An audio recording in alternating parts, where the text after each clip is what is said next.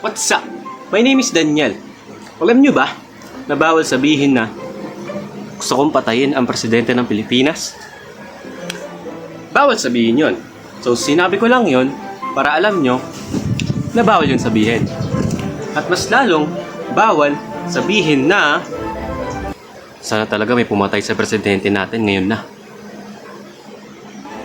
Bawal sabihin yon. At bawal mo rin i-post sa social media dahil maraming tao ang makakakita nun. Tsaka mukhakanta ka nun. Kaya huwag mong gagawin.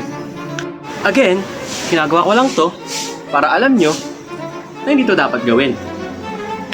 At mas lalong bawal sabihin na pati si Sara Duterte sana mamatay na.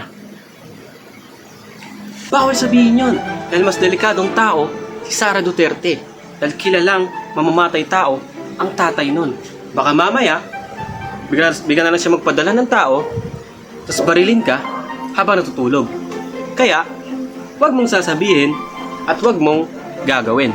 At mas lalong bawal sabihin na tang ina mo Kibuloy manyak. Bawal sabihin yun. Bakit? Kasi anak siya ng Diyos.